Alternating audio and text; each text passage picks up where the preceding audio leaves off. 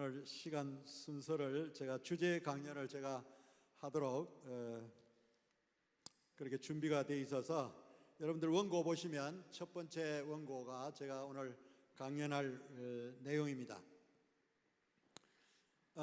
강의하기 전에 먼저 한 가지 광고를 드리는데요. 금년 2022년이 코메니우스가 원래 맨 처음 쓴 건 아닌데 30년 종교전쟁으로 희생당해 가지고 고국에 살지 못하고 처음에는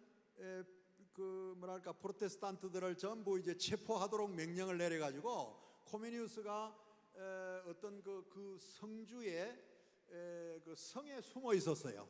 혼자 아니고 다른 여러 사람 함께 지도자들이 숨어 있었어요. 근데 거기서 자기 집에 이제 그 아내와 아이 둘을 그냥 집에 두고 피난을 온 거예요. 숨어 온 거예요. 다른 사람들하고 숨어 지내는데 1621년이죠. 21년에 숨어 있던 기간인데 그때 아내와 두 아이가 흑사병으로 유행하던 흑사병으로 죽게 됩니다. 그 비보를 숨어 있는 곳에서 받고 개인적으로 너무 충격을 받았지만은 그것이 자기 혼자의 고난이 아니고 모든 형제 연합의 고난으로 생각을 해가지고 이분이 책을 쓰기 시작한 거예요. 그때 책을 하나 썼는데 그게 뭐냐니까 세상의 미로와 마음의 천국이라는 책이었습니다. 이 책이 나온 후 한 60여 년이 지난 후에 영국에서 존 버년에 의해서 철로 역정이라는 게 나옵니다. 두 개 다 패러다임이 비슷합니다. 그러나 코메니우스의 내용은 좀 다릅니다. 다른 건 제가 시간이 걸리니까 설명도 할 수 없고 그때 그 충격으로 그 책을 써서 22년에 책을 쓰고 23년에 발표했습니다. 인쇄로 책이 나왔습니다. 22년이 금년이에요. 이게 400주년이 되는 그런 해라. 그 코메니우스 고향에서 원래 코메니우스 연구소가 있고 무제움 박물관이 세워져 있습니다. 지금 체코인데요. 거기서 학술 대회가 있고 저희 연구소하고 연결을 했기 때문에 초청을 했습니다. 혹시 여러분들 가을 10월 17일이죠? 17일? 정확한 날짜를 모르겠는데 11일에서 12일인가 그렇습니다. 그때에 체코에 여행할 수 있는 기회가 있어서 여러분들에게 제가 광고를 드립니다. 우리 프로그램 뒤에 소개가 되어 있으니까 여러분들 보시고 관심 있으신 분들은 우리 김석주 목사님이나 저에게 연락을 해주셔서 이렇게 여행하는 기회를 만들어 보도록 그렇게 하겠습니다. 그러면 제가 강의를 시작하도록 하겠습니다.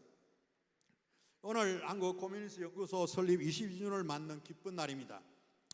여러분의 많은 참여와 축하에 진심으로 감사를 드립니다. 이 시간 강연 주제는 코메니우스와 21세기 기독교 교육의 방향과 과제라고 하는 좀 거창해 보이는 제목을 잡았습니다. 그러나 강연 요지는 코메니우스란 과연 어떤 사람인지 간략한 그의 인물 소개와 그가 남긴 교육의 정신이 무엇인지를 되새겨보면서 그의 정신에 근거하여 앞으로 우리 코메니우스 연구소가 이곳 히스토리 캠퍼스에서 어떤 일들을 하면서 한국 교회를 섬겨야 될 것인지 거기에 대한 내용을 오늘 제 강연을 통해서 여러분들에게 소개하고자 하는 것입니다. 그러면 첫 번째로 코메니우스는 어떤 사람이었는가? 제가 역사적인 인물을 소개하도록 하겠습니다. 그는 지금으로부터 약 400여 년 전 17세기 유럽에서 활동했던 인물이고 지난 15세기경 보헤미아의 종교개혁자로 불리는 얀 후스가 종교개혁을 일으켰을 때 그 개혁의 정신을 가장 잘 이어받아서 따랐던 그룹이 형제연합교회입니다. 라틴말로 우니타스 프라트룸이라 그렇게 불렀는데요. 이 교회의 코메니우스는 목사가 되었고 후에 그 교회의 세 번째 감독이 되기도 했습니다. 그는 1592년 동유럽의 작은 나라 보헤미아의 모라비아 지역에서 탄생하였습니다. 오늘날 체코 공화국입니다. 그는 일찍 부모를 잃은 고아로서 학교 교육도 제대로 받지 못하다가 16세의 늦은 나이에 형제연합교회 라틴 학교에 들어가게 됩니다. 그러나 형제연합교회는 총명한 코메니우스를 일찍 지도자감으로 주목하게 되었고, 그 당시 칼빈주의 철학과 신학을 가르치던 독일 헤아보른과 하이델베르그 대학으로 유학을 보내게 되었습니다. 학업을 마친 후 그는 모교에 돌아와서 라틴어 교사가 되었고, 1616년에 결혼한 후에 곧 목사로 안수를 받고 그 학교의 교장이 되기도 했습니다. 1618년 풀렉의 작은 도시에 있는 형제연합교회의 담임 목사가 되었습니다. 그런데 바로 그 해가 유럽의 남성 3분의 1이 희생당하는 소위 유럽의 비극적인 30년 종교전쟁이 시작되는 해였습니다. 가톨릭 편에 있던 황제 페르디난트는 프로테스탄트 편에 서 있는 코메니우스와 지도자들을 체포하도록 명령을 내렸고, 그 일로 잠시 코메니우스는 은둔 생활에 머무르게 되었습니다. 아까 제가 잠시 말씀드렸던 그겁니다. 1627년에 황제는 또다시 보헤미아에 있는 프로테스탄트들에게 개종 명령을 내렸습니다. 개종하지 않으면 재산을 몰수하고 그 땅에서 살지 못하도록 추방한다는 명령이었습니다. 그는 더 이상 고국에 살지 못하고 따르는 형제연합교회 성도들과 함께 약 1000여 명의 성도들과 함께 망명길을 떠나게 되었습니다. 폴란드 리사로 가게 되었습니다. 그러나 망명 생활에서 코메니우스는 기독교적인 학문의 깊은 연구로 인간 교육과 관계된 여러 권의 책들을 출판하여 벌써 이름이 나기 시작하였습니다. 대표적인 것은 어머니 학교의 소식, 보헤미아의 교수학, 열려진 언어의 문, 자연과학 개론, 대교수학, 세계 도해 등으로 알려져 있습니다. 특히 열려진 언어의 문은 유럽 여러 나라 말로 번역된 유명한 책이 되었는데요. 그 이유는 언어를 쉽게 배우는 원리를 그 책이 잘 밝혀주고 있었기 때문이라고 알려져 있습니다. 그래서 코메니우스는 오늘날까지 언어학자로 또한 현대 교육학의 아버지로 불리고 있기도 합니다. 1648년 30년 종교전쟁을 끝낸 베스트팔리아 평화조약에서 루터파와 칼빈파는 프로테스탄트 교회로 인정을 받았으나, 안타깝게도 정말 유감스럽게도 형제연합교회는 인정을 받지 못해 코메니우스는 목사직과 감독직을 내려놓고 교회를 해산해야 하는 위기에 직면하게 되었습니다. 그리고 첫 망명지였던 폴란드 리사마저 전쟁에 휩쓸려 도시가 불타면서 코메니우스 집과 도서들이 거의 소실된 것으로 알려졌습니다. 개우 가족과 함께 몸을 피한 코메니우스는 1657년 마지막 망명지인 암스테르담으로 가게 되었고, 거기서 14년을 더 살다가 1670년에 사망하게 되는 것입니다. 약 그때 당시로 장수했습니다. 78세까지 살았으니까요. 그리고 그의 무덤은 지금도 암스테르담 근교 나르덴이라고 하는 그 프랑스 개혁교회 공동묘지에 묻혀 있다고 알려져 있습니다. 지금은 코메니우스가 너무 전 세계적으로 유명해져 가지고 그 무덤을 박물관으로 만들어서 지금은 완전히 리모델링 해가지고 국제 관광 명소로 만들어 놨습니다. 많은 사람들이 찾아오니까요. 저도 한번 다녀온 기회가 있었습니다. 돌아보면 코메니우스는 그 당대에 벌써 철학자로 유럽에서 이름나 있었습니다. 그 이유는 1637년에 발표한 범지혜의 선구자라는 논문 때문이었는데요. 프로드로무스 판조피에라고 하는 문서였습니다. 그래서 코메니우스는 모든 사람에게 모든 지혜를 가르치는 범지혜의 교육을 제창해서 주목을 받게 되었습니다. 감동을 받은 유럽 여러 나라들은 코메니우스를 데려다가 범지혜 학교 그리고 범지혜 대학을 세우려고 계획했습니다. 대표적으로 프랑스, 파리, 그리고 영국, 미국, 스웨덴, 화란 등에서 코메니우스를 초청하려 했습니다. 그때 미국의 하버드 대학이 설립되어서 그를 초대 총장으로 초청했으나 코메니우스는 형제연합교회를 두고 대서양을 건너갈 수가 없었습니다. 그는 역시 망명 생활 속에서도 계속해서 많은 연구를 통하여 여러 문서를 남기게 되었는데 전 생애 동안에 약 250여 종을 출판하게 되었고 그 가운데서 오늘날까지 발견된 것이 약 200여 종으로 알려져 있기도 합니다. 하지만 유럽의 기독교 역사는 이처럼 유명했던 교육 철학자요 교육 신학자인 코메니우스를 점점 잊어버리고 있었습니다. 물론 독일을 비롯하여 유럽 여러 나라에서는 그의 교육적인 문서들에 담겨있는 교육체계, 학교 교육 이론 이런 것들을 통해서 학교 교육에다가 반영하려고 했고 또 코메니우스는 여전히 교육학의 아버지다라는 생각으로 존경하고 있었다고 알려져 있습니다.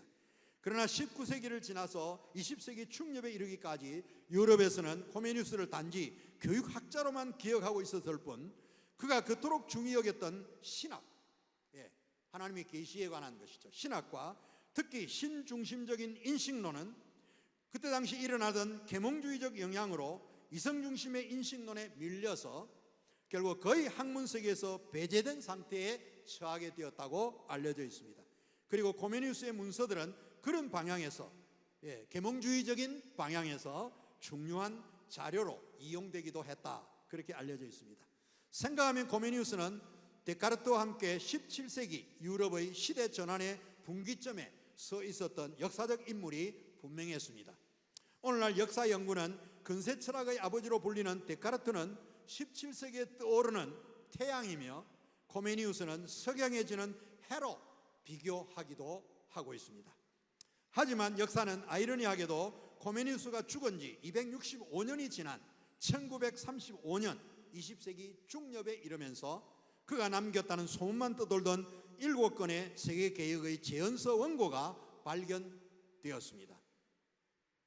그 라틴어 원본의 제목은 인간적인 일들의 관계 개선에 대한 보편적 재현이라고 하는 그런 책이었습니다. 이 대작의 발견으로 20세기 후반에 이르러 코메니우스의 학문은 새롭게 평가되었고 주목받는 인물로 등장하게 되었습니다.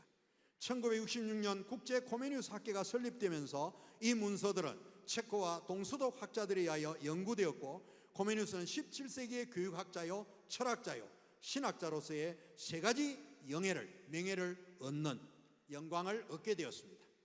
7권에 담긴 내용을 간략하게 요약하면 1648년 30년 종교전쟁이 끝났지만은 종교의 자유를 보장받지 못한 코메니우스는 여전히 망명 생활에 처해 있었고요. 그때는 이제 화란에 망명하고 있었습니다. 분열과 대립으로 치닫는 유럽 사회의 학문과 정치와 교회의 문제들을 직시하게 되었습니다. 그리고 어떻게 유럽 사회가 다시 하나의 공동체가 되게 해야 할지를 꿈꾸게 되었습니다.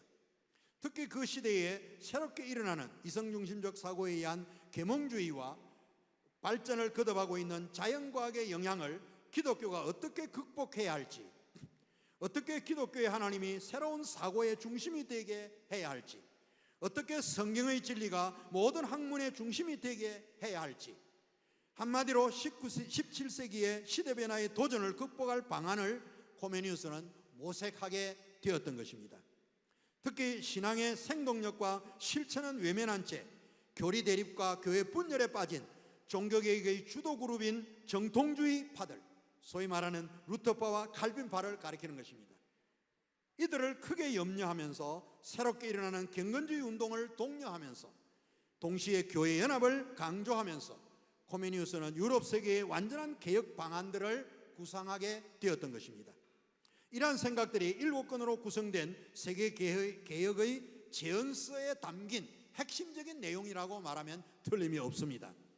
그리고 이러한 학문과 정치와 교회의 개혁 과제는 하나님의 요구요, 그리고 명령임을 학자들과 정치인들과 교회 지도자들에게 호소하면서 그들이 책임져야 할 시대적인 소명과 사명을 일깨우는 선지자적인 글을 거기에 포함하여 제시했습니다. 특별히 1권에 그게 나타나 있고요. 2권은 모든 빛에 관하여 설명해 놓은 책이기도 합니다. 그리고 모든 사람에게 하나님이 주신 모든 지혜를 배워 신형상과 인간성 회복을 위한 실전 방법론인 모두를 위한 교육서라고 말할 수 있는데 판페디아입니다. 범교육학이라고 제가 번역해서 출판해 놓기도 했습니다. 3권 4권입니다. 마지막에 교육적이며 정치적이며 신학적인 개혁 실천의 구체적인 방법론 판오르토시아라고 부르는데요. 이 책에 구체적인 계획의 방법론을 제시해 놓고 있기도 합니다. 이러한 문서들의 내용을 확인한 유럽 학자들은 코메니우스는 17세기의 인물이지만 그가 남긴 사상들은 그 시대를 뛰어넘어 오늘날까지 인류 미래의 교육과 개혁을 위해 여전히 그 유효성과 현실성을 지닌 교육 철학적이며 교육 신학적인 것들임을 인정하게 되었던 것입니다. 그리고 400년이 지난 오늘날 21세기에도 여전히 인류의 근본 문제 해결에 필요한 중요한 지혜들이 된다는 점을 확인하면서 코메니우스는 인류 미래를 위한 희망의 신학자로 불리게 되었던 것입니다. 그리고 철학적인 신중심적인 인식론을 강조한 이 코메니우스는 17세기에 지는 해로, 그리고 데카르트는 떠오르는 태양으로 비교되었으나 21세기 오늘날 코메니우스의 재발견은 반대로 데카르트가 지는 해이고 코메니우스가 떠오르는 태양으로 불리게 되었다고 하는 사실입니다. 그러면 코메니우스가 가장 중점을 둔 기독교육의 방향과 과제는 무엇인가? 두 번째 주제로 넘어가도록 하겠습니다. 코메니우스의 교육 방향에 실제적인 두 가지 과제가 있습니다. 하나는 하나님을 떠난 인간들이 그리스도를 통하여 창조주의계로 다시 돌아오는 방향 전환에 관한 것입니다. 그걸 우리는 신학적으로는 회개라고 부르고 있죠. 다른 하나는 돌아온 기독인들이 복음의 빛을 비추며 뒤틀린 삶의 정황을 개선하는 그리스도의 동력자로 활동하게 되는 일이라고 설명할 수 있습니다. 원래 이것들은 구분되는 것이지만은 그러나 실제로는 분리할 수 없이 서로 연결된 하나님의 일이 분명하다고 하겠습니다. 코메니우스는 이러한 두 가지 방향의 과제 성취를 위해 교육을 수단으로 사용하게 되는 것입니다. 이러한 인류 구원과 세계 개선의 사역에 교육적 수단의 적극적인 활용 때문에 그 당시 코메니우스는 신인 협동설을 주장하는 구원자로 오해를 받기도 하였습니다. 너무 교육을 많이 강조하다 보니까 그런 오해가 발생하게 되었던 것입니다. 그러나 나는 심었고 아볼로는 물을 주었을 때 오직 자라게 하시는 분은 하나님이라고 하는 고린전서 3장 6절 말씀으로 사도 바울의 말씀에 의해서 그는 이 오해를 극복하게 되었던 것입니다. 그리고 중생, 즉 회개는 신학적으로는 교육적인 노력에 의한 것이 아니라 오직 성령의 독자적인 은혜에 의한 것임을 코메니우스는 신학적으로 분명히 해주었습니다. 그래서 그는 후에 세례를 중요하게 여겼고 그 세례를 기독교육의 출발점으로 삼게 되었다는 사실입니다. 그리고 이웃과 세상을 향하여 복음의 빛을 비추는 세계 개선의 일은 코메니우스는 개혁이란 말을 즐겨 사용하지 않고 굉장히 개선이란 말을 사용하기 시작했습니다. 왜냐하면 코메니우스 성격 자체가 굉장히 부드러운 사람이었습니다. 개혁이란 말보다는 개선이란 말로 더 강조했다 하는 것을 보게 됩니다. 이 개혁하는 일은 결국은 성령의 협력을 전제한 그리스도의 일이면서 동시에 인간의 책임임을 강조했던 것입니다. 그리고 세계개혁의 필요성은 역시 땅에 사는 인간의 복된 삶을 목표했지만 그리스도의 재림과 영혼의 준비와도 연관성을 지닌 종말론적인 의미가 전제되기도 하였습니다. 어쨌든 회개와 세계 개선의 이 두 가지 과제는 코메니우스의 초기 작품인 세상의 미로와 마음의 낙원이라는 책에 벌써 잘 제시되어 있고요. 코메니우스가 인간교육을 다룬 다른 작품들에서도 그대로 반영되어 있습니다. 이 두 가지 과제가 핵심이에요, 사실은. 특히 앞서 소개한 7권의 미완성 대작에서도 그 중심을 이루고 있다고 하겠습니다. 그러나 그 7권에 대한 미완성 대작 속에는 특별히 세상을 개혁하는 쪽에, 개선하는 쪽에다가 무게를 두고 있는 것이 분명합니다. 독일의 교육철학자 샬러 교수는 코메니우스의 교육적인 이 대작품 범교육학의 연구에서 코메니우스가 목표한 교육 방향의 두 가지 과제는 메타노이아와 인스티튜티오의 관계에 있다, 이렇게 설명을 했습니다. 라틴어인데요, 메타노이아는 회개한다는 뜻입니다. 회개를 말하는 것이고 인스티튜티오는 본래의 서서 역할을 해야 될 그 본래의 자리에다가 세워주는 교육적 과제를 뜻하는 것으로 생각이 됩니다. 그것은 하나님을 떠난 모든 인간이 그리스도를 통하여 창조주 하나님께로 돌아오며 메타노이아죠. 원래 부여한 창조세계의 다스림의 책임을 망각한 인간을 깨우쳐 그 사명을 바르게 수행하도록 본래의 신분의 위치에다가 세워주는, 그게 인스티튜티오였습니다. 이러한 코메니우스의 두 가지 과제는 생각하면 한국교회가 그간 성실하게 지향해온 우리 목사님들의 목회 사역과 조금도 다른 것이 아니라고 말할 수 있습니다. 앞으로도 여전히 지속해야 될 21세기의 기독교육의 방향과 과제라고 분명히 말할 수 있습니다. 이런 관점에서 보면 우리 목사님들은 이 시대의 기독교육의 실천의 책임자들이며 모범적인 교사라고 말할 수가 있는 줄 압니다. 생각하면 한국교회의 어떤 목사님들은 교회의 사명이 이 두 과제를 분리해서 두 번째 과제보다도 첫 번째 과제 성취에만 책임이 있다고 말하고 두 번째 과제를 간과하거나 외면하는 경향을 보이고 있는데요, 아마도 그러한 생각이 얼마나 복음의 사회적인 책임, 실천을 외면한 모습인지를 우리 코메니우스에게서 도전받게 되기를 바라는 것입니다. 그리고 본 코메니우스 연구소는 목사님들의 이러한 막중한 교육 목회적인 과제 실천을 돕기 위해서 앞으로 우리 목사님들을 깨우치는 목사 재교육의 과제를 힘쓰게 될 것이고, 여기 히스토리 캠퍼스는 그러한 교육의 훌륭한 실천의 장이 되기를 염원해 보는 것입니다. 세 번째로요, 신행상 회복은 21세기 기독교육이 지향해야 될 실제적인 과제라고 말씀드릴 수 있습니다. 이것은 코메니우스의 마인드이기도 합니다. 코메니우스는 바로 인간의 신형상 회복의 과제 때문에 부모의 자녀 교육 책임을 도우려고 어머니 학교의 소식이란 책을 먼저 만들게 되었고요, 동시에 잘못된 방향에 놓여 있는 일반 학교 교육의 개선을 위해서 보헤미아 교수학이라는 책을 먼저 썼다가 후에 대교수학이라는 이름의 수정된 책자를 출판해 놓기도 했습니다. 이 문서들은 오늘날까지 신형상 회복을 위한 인간교육에 큰 영향을 미치는 교사교육 지침서라고 말할 수 있습니다. 심지어 일반 학교의 교사와 특히 기독교 대안학교의 교사, 교회학교의 교사들이 읽으면 큰 도움을 받을 수 있는 귀중한 책이 분명합니다. 물론 코메니우스의 신형상 회복의 과제는 오늘날 일반 교육이 지향하는 인성교육 또는 전인교육의 목표와도 연관성이 있다고 설명할 수 있습니다. 그러나 코메니우스가 지향한 목표는 타락한 인간의 신형상 회복의 목표를 두었다는 사실입니다. 그의 인간론을 잠시 소개하면요, 인간은 모든 피조물 가운데서 가장 중앙에 자리한 존재로 인식했습니다. 이것은 오늘날 현대교육학이 지향하는 인간의 주체성과 자율성의 확대의 의미에서가 아니라 창조세계 안에서의 기능적인 역할의 의미에서라고 말할 수 있습니다. 특히 거울과의 비교해서 코메니우스는 그 기능적인 역할의 의미를 잘 말해주고 있습니다.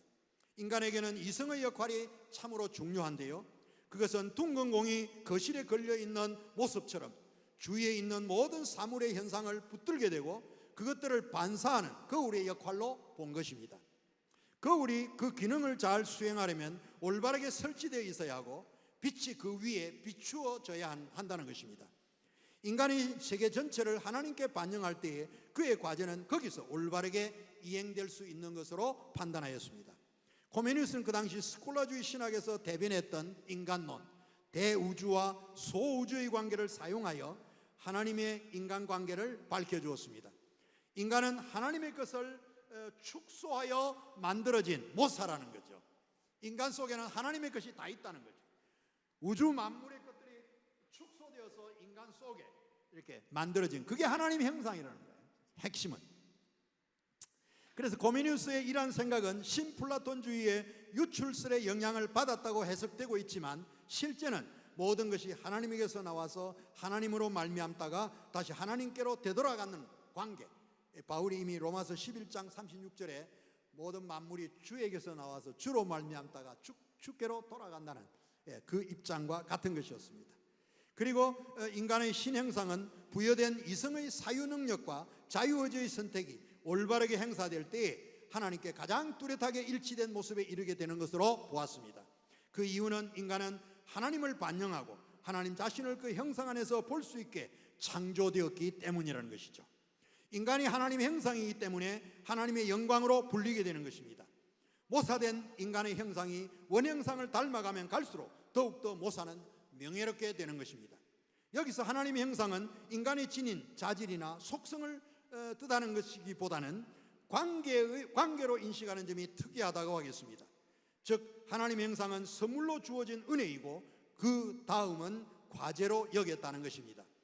인간은 하나님이 그의 피조물을 완성하게 하는 매체이고 인간은 창조의 완성에 있어 하나님의 대리자이며 그의 동력자가 되는 것입니다. 생각하면 하나님의 형상은 인간 자신의 것이 아니라 인간이 그것에 따라서, 그 형상에 따라서 하나님의 통치를 실현하는 인간에게 부여된 목적이라고 이해할 수가 있는 것입니다. 이러한 코메니우스의 신형상론은 코메니우스의 독창적인 신학이 분명합니다. 인간은 올바른 신분관계의 위치를 떠나 있는 것이고 관계의 단절이죠. 죄는 다른 장소에 머무르게 된 인간 존재 안에서 생기는 일로 보았던 것입니다. 인간이 더 이상 하나님의 비단에 머무르지 않으면 거울은 공허하게 되고 인간의 경험하는 것은 허무뿐이라고 설명하였습니다. 그러므로 인간은 그에게 부여된 신적인 과제를 수행하기에도 부적절한 존재임을 그는 증언하였습니다. 그는 역시 미로에 갇힌 것처럼 맹목적인 모습이 된다는 것도 부연 설명을 했습니다. 다시 말하면 자기 감정을 다스리지 못해서 욕망에 사로잡혀 행동하는 태도를 가리킨 말입니다. 거기서 그를 자유롭게 할 수 있는 것은 아무것도 없다고 하였습니다. 인간은 스스로 무엇인가를 열심히 하려고 애써봅니다.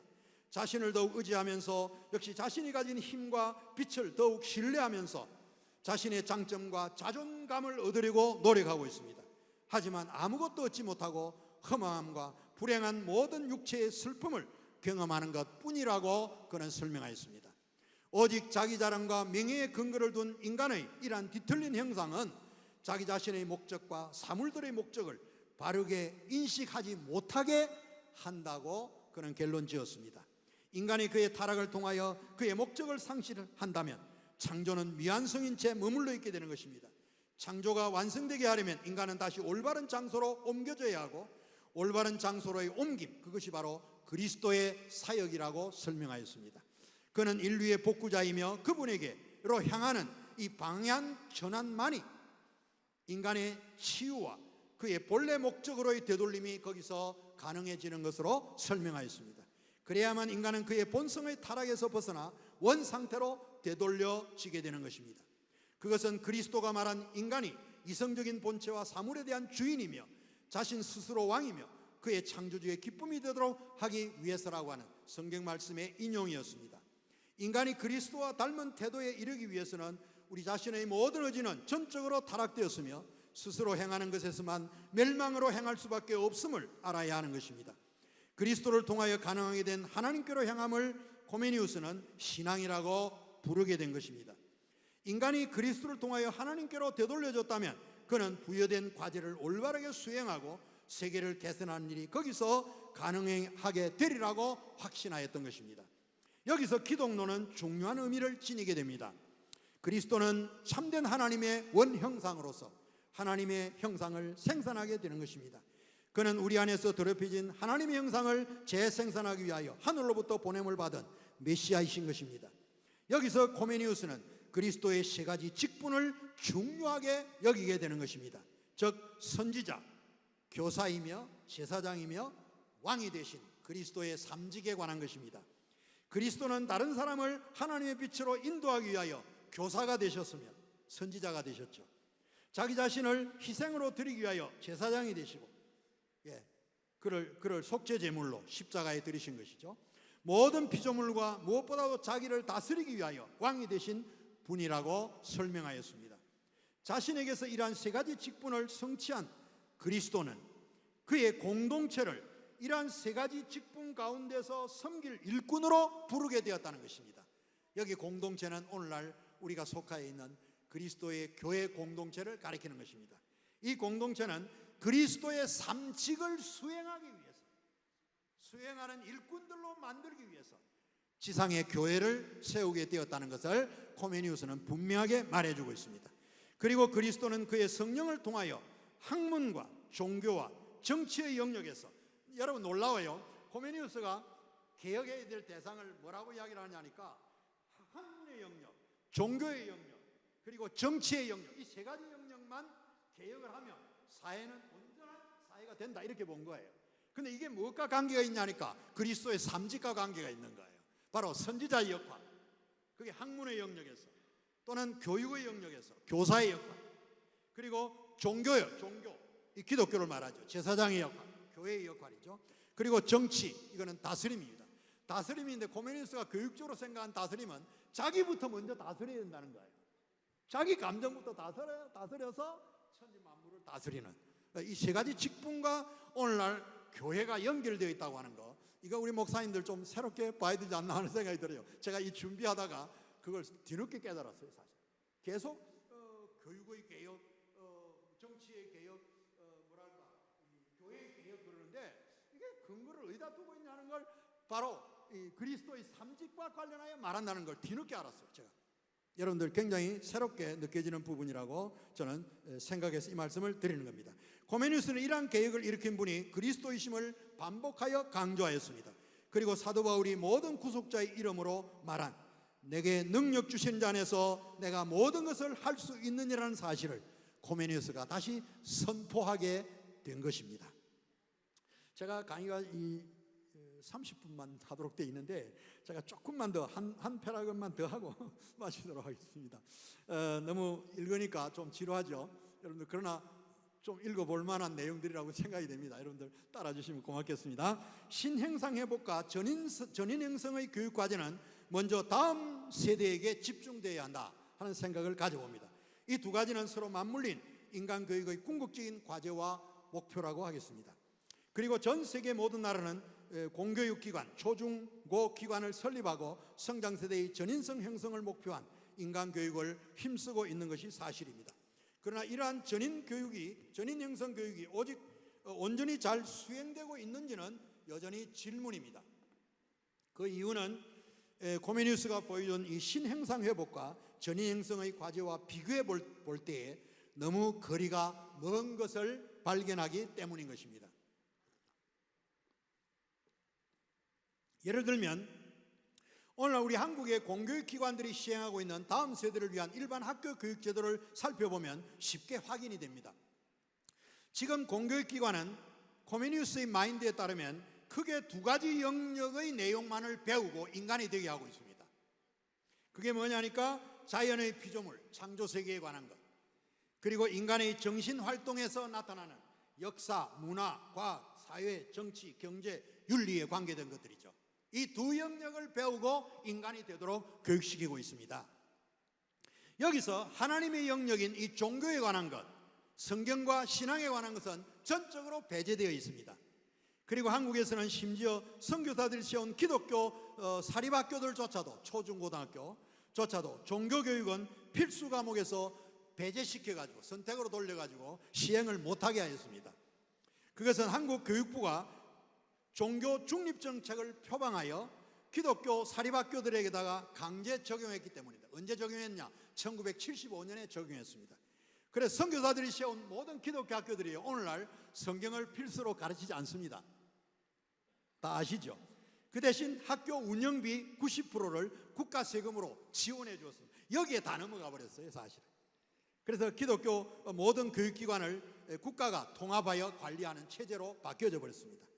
그러나 본 강연자는 이제 이러한 종교교육이 모든 공교육기관의 교육과정에 실천되어야 되지 않을까, 그 꿈을 제가 꾸고 있습니다.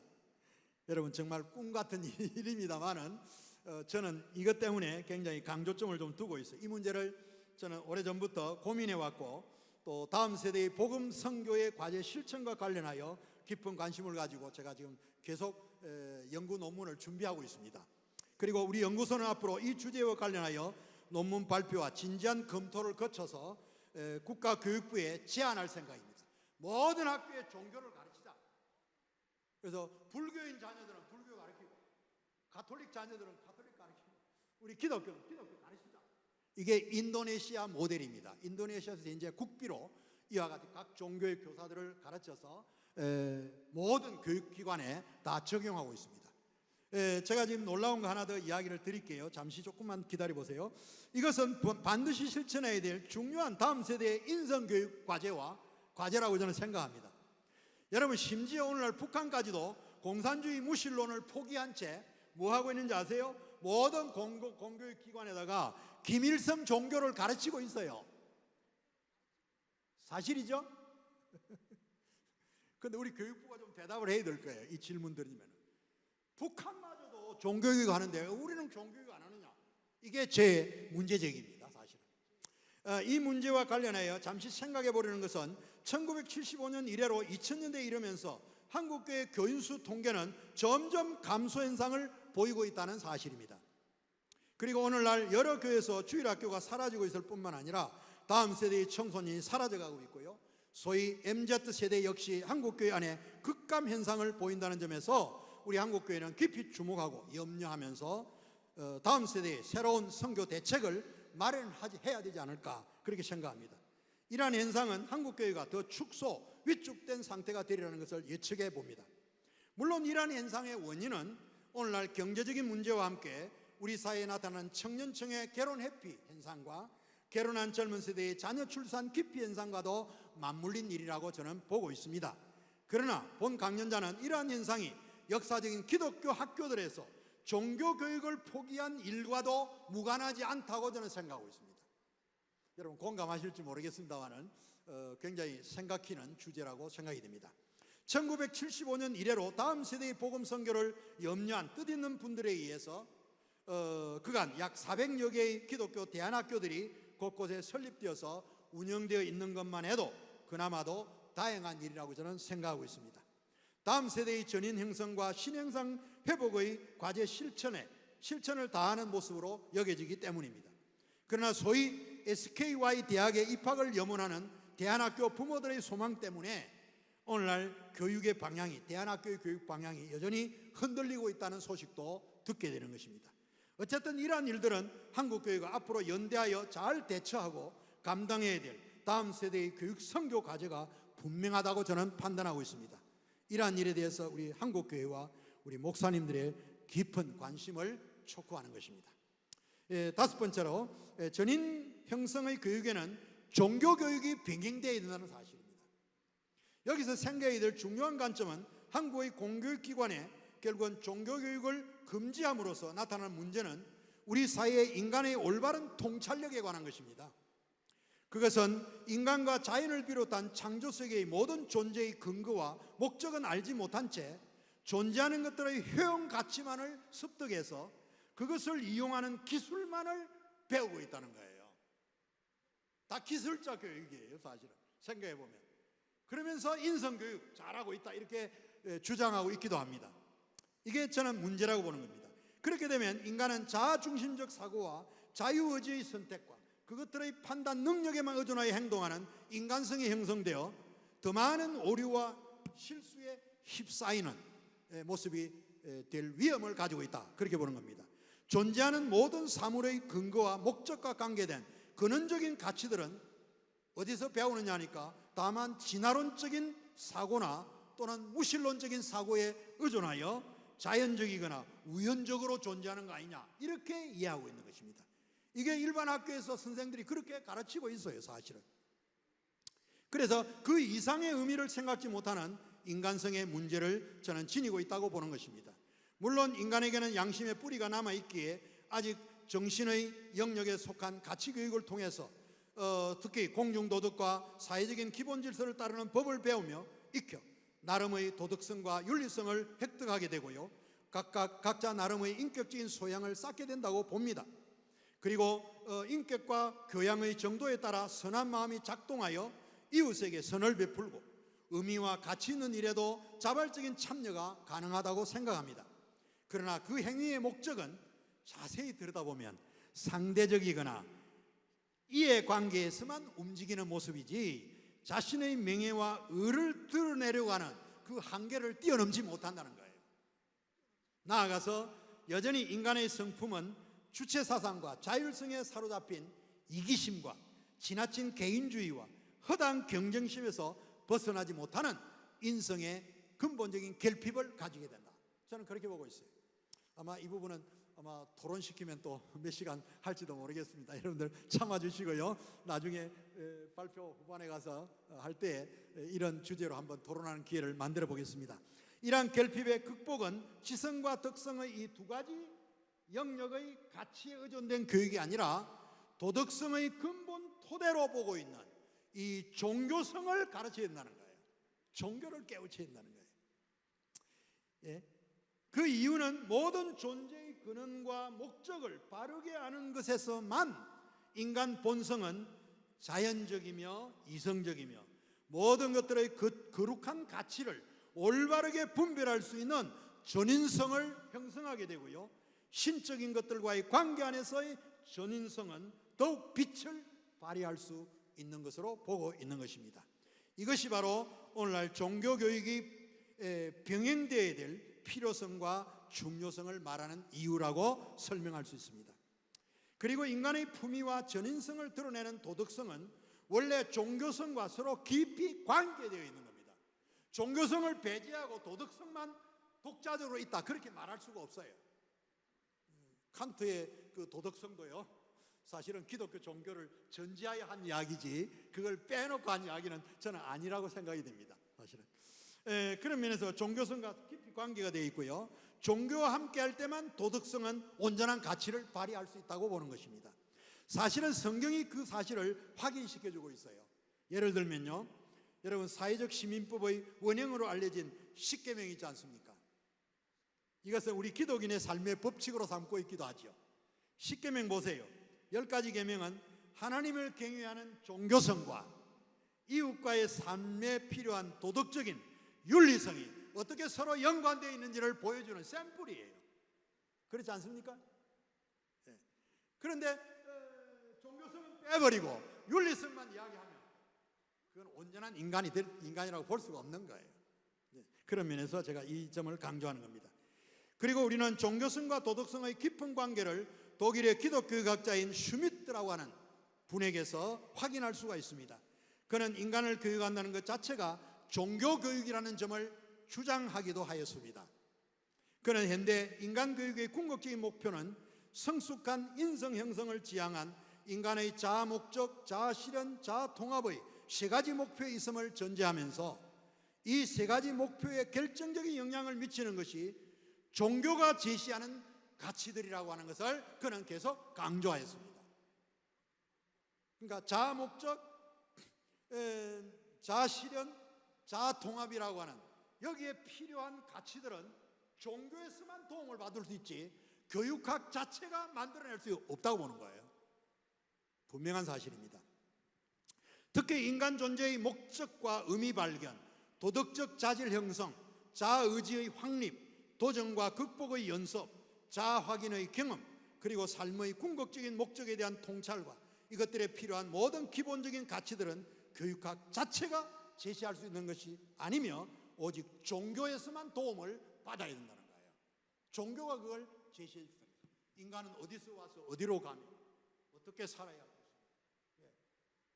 그 근원적인 걸 분명히 종교가 보여준다는 것이죠.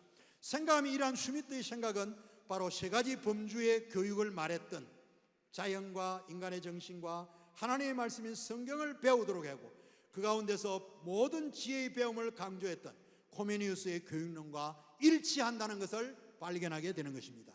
그러므로 지금 한국 사회의 공교육이 지닌 전인 형성 교육의 문제성 극복에 종교교육의 가치 습득이 저는 병행되어야 된다고 생각하고 있고요, 모든 한국의 공교육기관은 종교교육의 병행을 서둘러야 하리라고 하는 것을 말하게 되는 것입니다.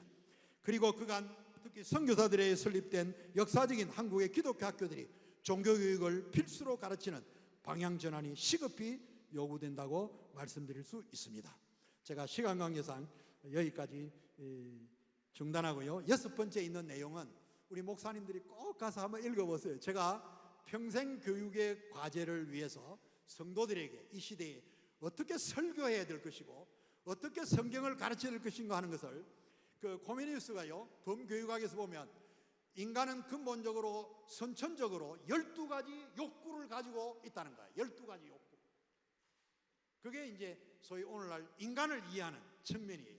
이 12가지 욕구를 자세히 들여다보면 성경 66권을 다 설교할 수 있는 전제라고 볼 수 있습니다.